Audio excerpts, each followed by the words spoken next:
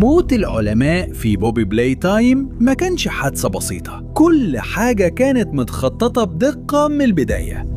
كل فعل مرعب عمل العلماء كان بيكتب شوية بشوية إزاي هيموتوا. تعالوا نشوف إزاي كانت نهايات كل واحد من العلماء في بوبي بلاي تايم. دلوقتي عشان كل حاجة تبقى أوضح، خلينا نستبعد الفكرة الأكثر انتشاراً. مش كلهم كانوا ضحايا لوحوش مجانين بس. معظم الناس متفقين إن كل الهجوم اللي حصل من التجارب كان بس عشان التجارب خرجت عن السيطرة وتصرفت بغريزتها.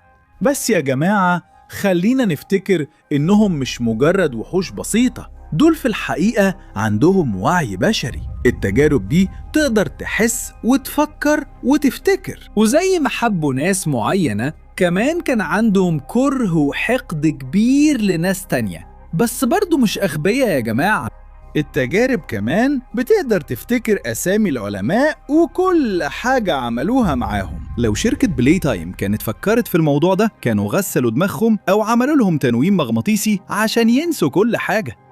على العموم دلوقتي وبكده بسألكم، لسه شايفين إن ده كان مجرد حادث بسيط، ولا في الحقيقة كل ده كان متخطط وكان في عقل مدبر ورا كل اللي حصل ده؟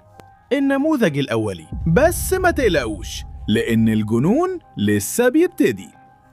بعد ما تدرس فترة طويلة، النموذج الأولي كان عارف إن الطريقة الوحيدة عشان يكون حر هي إنه يتحد مع باقي التجارب التانية. بكل اللي اتعلمه عن شركة بلاي تايم، كان عنده فكرة تقريبية عن اللي لازم يعمله عشان يحرر نفسه من كل العلماء. في واحدة من محاولات الهروب دي أخذ القرار، جات له فرصة إنه يتواصل ويقنع تجارب تانية ياخدوا حقهم وحريتهم، حتى لو كان ده بأبشع طريقة ممكنة. هو اللي شارك الأفكار دي مع التجارب التانية، إن عندهم فرصة ياخدوا السيطرة ويوقفوا معاناتهم على إيد العلماء. وكمان هنا حصلت حالات زي موت ثيودور المشهور، الطفل اللي جواه جسم كاتنب. كل ده كان جزء من خطة كبيرة. الخطة دي ممكن نفهمها لو حللنا كل وفاة من وفيات العلماء. يلا نبدأ ونشوف. موت بريستون وهو عايش ما كانش هو الشرير الرئيسي، ولا كان اللي بيصدر الأوامر الأخيرة، بس الأسباب واضحة، ما كانش بريء للدرجة دي. يعني كان جزء من الطاقم وكل الرعب اللي حصل ده. الفرق إنه في مواقف معينة كان بيظهر تعاطف، كان بيتكلم مع التجارب كأنهم أيتام مساكين، وكمان كان بيشفق عليهم. ما كانش الشرير التقليدي اللي بيتعامل معاهم كأنهم سلعة وبس. في الحقيقة لو افتكرنا شوية من قصته، هنلاقي إنه كان متلخبط جدا لما بدأ يشتغل في شركة بلاي تايم. لسه مش فاهم ليه وظفوني، أنا عالم أحياء في شركة زي دي. ومع الوقت لما بدأ يعرف النوايا الحقيقية للمصنع، عمل كل اللي يقدر عليه عشان يحاول يكشف الحقيقة كلها. حتى كان بيتجنب يسلم على الأيتام، لأنه كان عارف إيه اللي مستنيهم، وده غالباً اللي كان سبب هلاكه. برغم إنه كان عارف كل حاجة، عمره ما كان عنده الشجاعة الكافية إنه يوقف كل الانتهاكات دي. والحقيقة إنه كان ناقصه الشجاعة عشان يبلغ عن كل الحاجات دي، وهو استنى لحد آخر لحظة. بس في حاجة مهمة جداً، إزاي النموذج بيتعامل معاه. هو ما سحقوش ولا عمله عصير من أول لحظة. في الحقيقة شكله النموذج حبه لدرجة إنه إداله واحد من أسوأ العقوبات، يجرب عليه ويحوله لمجموعة من قطع الخبير.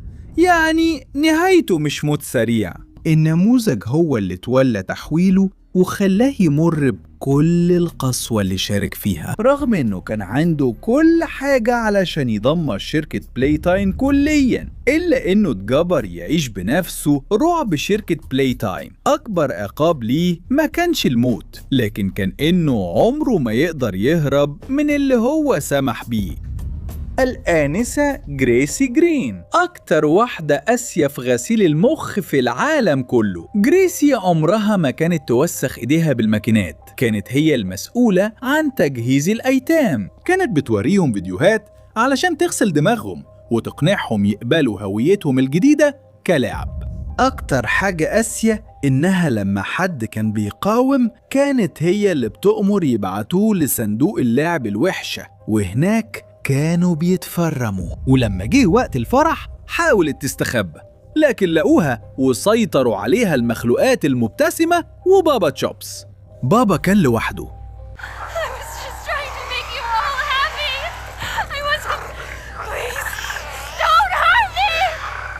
هنأذيك يا مدام جرايسي، عندنا حاجة مميزة قوي ليكي. بس هم ما قتلوهاش لأن الموت كان بسيط قوي على واحدة قاسية زيها. النموذج قرر يحولها لكائن تجارب حي، وحولها لليلي وعرضها لنفس غسيل المخ اللي هي فرضته. معاناتها كانت قاسية جدا، استحملت 122 يوم من التكييف الذهني أكتر من أي حد، وكانت أكتر واحدة قاومت لحد ما في الآخر انهارت. هي فقدت عقلها وبدأت تطور هويات متشظية وبقت مهووسة بجسمها القديم. اتعذبت نفسياً على إيد النموذج الأولي، وفي الآخر ببساطة ماتت على إيد اللاعب توماس كلارك. وبما إن توماس شارك بوعي في كل مشاريع شركة بلاين تايم، فطبعا كان يستحق كره كل التجارب اللي اتعملت من الأيتام. من ساعة ما قرر يبقى تجربة، هو بنفسه كتب حكمه. في الحقيقة كان فاكر إن الباقيين هيستقبلوه بحضن جامد ودافي. يا أخي أنت تقريبا خربت حياتهم.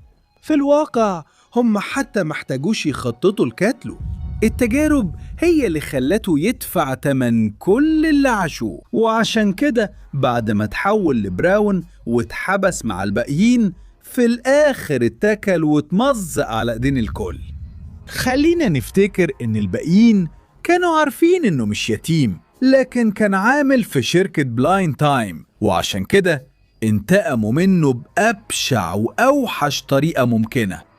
مش قادر أتخيل إيه اللي كان في دماغ العلماء لما قرروا يحطوا براون مع باقي الأيتام. يا صاحبي ده تصرف غبي جدا.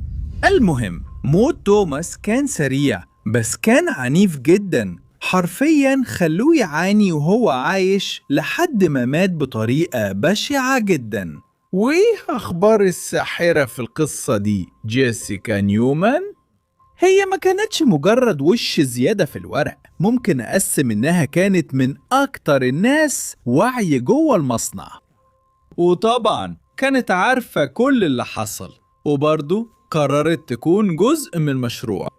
جيسيكا اتربت جوه بلاي كير، نفس المكان اللي بعد كده اشتغلت فيه كعالمة، وكمان كانت جزء من الفريق اللي أنشأ وأعاد برمجة تجارب حية جوه شركة بلاين تايم. كانت واحدة من اللي شاركوا في مبادرة الأجسام الكبيرة، وساعدت في تحويل ناس حقيقيين لألعاب حية زي كاتناب وحتى توماس كلارك. هي كانت بتعذب الأطفال دول. كلنا كنا هنتوقع إن حد عاش ومر بكل الحاجات دي هيكون عنده حتى شوية تعاطف، صح؟ بس في حالة جيسيكا ده ما حصلش يا جماعة. هي فضلت تتصرف زي وحش من غير قلب، وما كانش عندها حتى ذرة تعاطف. حتى النموذج نفسه اعترف إنها ما كانتش لطيفة معاه خالص. عمرنا ما كنا لطاف. انت مين يا دكتور نيومان؟ على الأقل زي ما بريستون عمل. وطبعا ده كان دايما في اعتبار كل التجارب. علشان كده مامي لونج ليجز حاولت تهاجمها لما حاولت تعمل معاها مقابلة. أسوأ حاجة في الموضوع إنها دايما كانت بتحاول تبرر وتلوم الناس التانية، حتى حاولت تقنع البروتوتايب إن اللي متسبب في كل ده هو ليف بير بس. جيسيكا ما خدتش نفس العقوبة زي أي موظف عادي. هي اتواجهت واتدمرت على إيد البروتوتايب نفسه وجها لوجه. مش أي تجربة هي اللي خلصت عليها. وبكده بقى واضح جدا إن جيسيكا كانت متورطة جدا في تحول البروتوتايب من كتر الكره اللي هو بيتكلم بيه عنها. وزي ما البروتوتايب قرر ينتقم من ناس، في ناس تانية دفعوا تمن أفعالهم على إيد زمايلهم نفسهم، زي ما حصل مع هارلي ساوير. مهم نذكر موته، لأن الراجل ده كان واحد من أكتر الناس القاسية. حتى من وهو طفل كان مسؤول عن تجارب كتير، منهم كاتناب ويرنيبي وحتى دي او اي. بس هو عمره ما أظهر أي رحمة لأي حد، وحتى عذب البروتوتايب نفسه عشان ياخد منه معلومات. موته ما كانش سريع، هو تعاقب على إيد زمايله واتدمر على إيد البروتوتايب نفسه. فممكن نقول إن عقابه كان مناسب جدا، خصوصا إنه كان شخص فظيع. يعني بصراحة إنك تفضل محبوس جوه كمبيوتر مش حاجة لطيفة خالص، خصوصا لو حتى ما أخدتش بالك إنهم نقلوك هناك. مش كده يا جماعة؟ هارلي ساور اتحول لكمبيوتر غصب عنه، لأنه حتى ما خدش باله إمتى حصل كل ده. هو بس صحي لقى نفسه هناك. بس لو فكرنا في الموضوع، غالبا في المستقبل هارلي ساوير هيموت تاني، لأن في نهاية الحلقة الخامسة شفنا إنه شكله عامل نوع من النسخة الاحتياطية لنفسه. نكمل مع برونو وايت والعالم رقم 4. الاتنين دول اشتغلوا مع بعض كفريق مع هارلي ساوير، وكانوا بيشاركوا نفس الأفكار. برونو كان عقلية عبقرية تقريبا في نفس مستوى هارلي، بس مع كده كان في المركز التاني. هو اللي قاد تجارب زي تجربة بونسوباني، ولما ساوير بقى هو نفسه تجربة، برونو أخد مكانه. وفي الحقيقة هو اللي حول ساوير لمكنة، وده كان واحد من أعظم إنجازاته. عشان كده كسب كراهية الدكتور ساوير، وعلشان كده اتعرض للمذبحة في ساعة الفرح على إيد كل الألعاب. أما بالنسبة للي كانوا بيسموه العالم رقم 4، فكان بينفذ أوامر الاتنين دول. كان موجود تقريبا في كل التجارب اللي عملها الدكتور ساوير، زي هاجي واجي وحتى النموذج التجريبي نفسه، لأنه كان عنده معرفة كبيرة عنه. موته حصل في ساعة الفرح، وغالبا اتقتل على إيد هاجي واجي نفسه. في الحقيقة ساعة الفرح كانت السبب في أغلب وفيات العلماء. ممكن يكون كل تجربة انتقمت من العلماء اللي كانوا مسؤولين عنها، زي ما حصل مع وفيات العالم رقم 3، العلماء بتوع كلاريس كارمين مكابي والعالمين رقم 1 و2. بس في واحد بس اللي مش ظاهر في أي مكان، وأنا أقصد ليف بيير. ليف بيير كان هو المدير الرئيسي لشركة بلاي تايم، العقل المتكبر والقاسي وراء التجارب. هو كان المسؤول عن مشروع الأجسام الكبيرة، وكان عارف كل حاجة بتحصل جوه المصنع. هو اللي كان عنده السلطة الحقيقية. بس هنا الحاجة الغريبة، اسم لايف عمره ما ظهر في أي مذبحة أو جريمة قتل، وما شفناهوش بيعاني زي باقي العلماء. لايف عمره ما اتواجه وجها لوجه مع أي تجربة من التجارب، ولا حتى مع النموذج الأولي نفسه. بدل كده صوته بيظهر في تسجيلات قديمة بيحذرنا فيها عن أمان المصنع، وبيسخر من المتطفلين أو بيبرر التجارب اللي فشلت.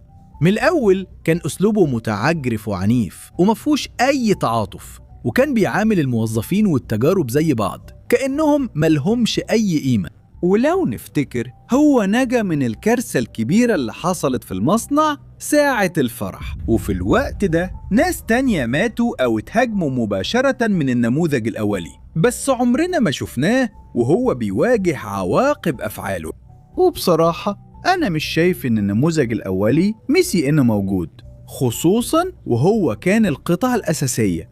يعني من كل اللي نعرفه، إحنا متأكدين دلوقتي إن النموذج الأولي مش بيقتل كده وخلاص أو عشان جعان. هو بيقيم ويفتكر ويتصرف لما يقرر إن الوقت جه. ولو ليف بيير لسه ما اتحكمش، يبقى ظهوره في المستقبل مش وارد. لازم نشوفه وهو بيدفع تمن كل حاجة عملها، وده اللي بيحاولوا يوروه لنا من خلال شرائط الفيديو وأشرطة الصوت وحتى الملاحظات اللي جات لنا لحد دلوقتي. الموضوع ما كانش مجرد حوادث بسيطة من وحوش مش عارفة هي بتعمل إيه. بس دلوقتي أكبر سؤال هو إيه اللي هيحصل للاعب في الآخر؟ لو اللاعب كان موظف برضه، يا ترى هو هيكون اللي جاي؟ لحد دلوقتي إحنا مش عارفين، بس قبل ما نمشي عندي ليكوا فكرة صغيرة أحب أشارككوا بيها. يعني يا برو كأنك خلقت مخلوق صناعي وفي الآخر هو اللي قتلك. إيه ده؟ يبقى كده يا صحابي، ده كان كل حاجة النهاردة. سيبوا لي رأيكم في التعليقات ونشوفكم في الحلقة الجاية.